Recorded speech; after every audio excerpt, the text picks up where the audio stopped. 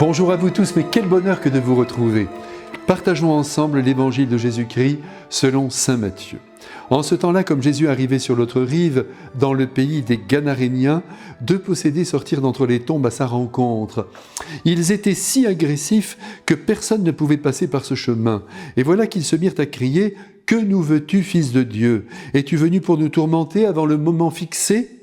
Or, il y avait au loin un grand troupeau de porcs qui cherchait sa nourriture. Les démons suppliaient Jésus « Si tu nous expulses, envoie-nous dans le troupeau de porcs. » Il leur répondit « Allez !»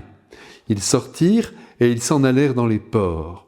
Et voilà que du haut de la falaise, tout le troupeau se précipita dans la mer et les porcs moururent dans les flots. Les gardiens prirent la fuite et s'en allèrent dans la ville annoncer tout cela, et en particulier ceux qui étaient arrivés aux possédés. Et voilà que toute la ville sortit à la rencontre de Jésus, et lorsqu'ils le virent, les gens le supplièrent de partir de leur territoire. Mes frères bien-aimés, aujourd'hui, l'histoire que nous venons d'entendre semble vraiment rocambolesque, et l'on pourrait en sourire si le sujet traité n'était pas empreint de gravité, car au fond, ce que nous découvrons ici, c'est la lutte entre les ténèbres et la lumière, entre le Christ, libérateur du mal, et le prince de ce monde qui est Satan, et dont l'œuvre se poursuivra jusqu'à la fin du monde, bien que, et j'aime à le rappeler, saint Luc nous laisse entendre, je crois au chapitre 10e de son évangile, que la prédication du Christ signe la fin de l'empire dominateur de Satan. Et en effet, de nombreux théologiens ont affirmé que depuis que Dieu a pris la chair humaine et qu'il a agi en ce monde à travers son Fils, le pouvoir de Satan a diminué sur la terre. Il est vrai qu'aujourd'hui les possessions sont tout de même rares, mais le prince des ténèbres est toujours là, et de manière sournoise, il continue à s'attaquer à la création de Dieu. À son sujet, il faut faire attention à deux écueils. Premier écueil, le voir partout. Deuxième écueil, le voir nulle part. Le Christ, à plusieurs reprises, a été confronté à l'ange déchu. On ne peut donc nier son existence, au risque de devoir déchirer quelques pages d'évangile. Soyons clairs, le mal est l'œuvre de Satan.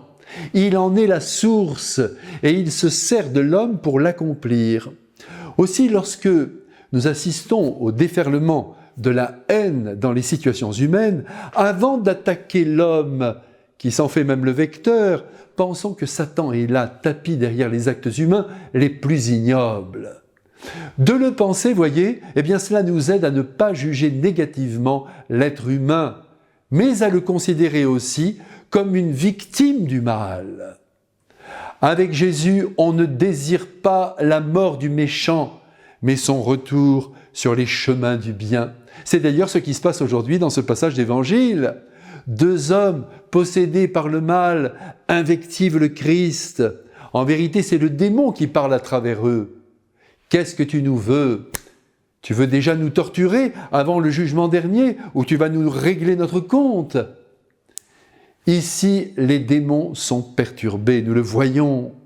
Ils sentent qu'ils ne peuvent pas atteindre le Christ et que ce dernier gagnera à tous les coups la partie.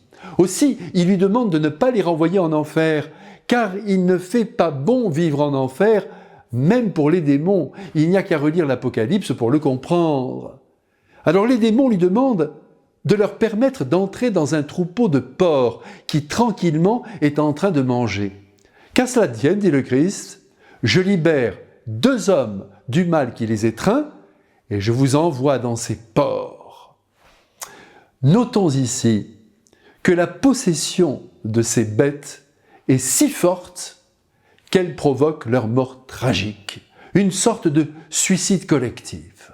Voilà l'œuvre du démon. On peut évidemment ressentir de la peine pour ces pauvres bêtes, mais ce qui doit dominer en nous en ce moment et qui doit nous réjouir, c'est la libération de deux de nos frères. Et cette libération, elle vaut tout l'or du monde. Il nous reste à conclure en découvrant que les habitants de la région ont supplié le Christ de quitter au plus vite leur territoire. Pourquoi cela ? Eh bien, parce que leurs biens matériels, c'est-à-dire ce fameux troupeau de cochons, a été anéanti. Et parce que, et ça c'est encore plus fort, jamais l'homme n'est pressé de se séparer du mal, qui toujours travaille en faveur des intérêts particuliers sur fond d'égoïsme. Que le Christ libérateur du mal, qui s'amuse à nous enlaidir avant de nous tuer, nous bénisse, nous protège, nous délivre de l'influence du démon. Amen.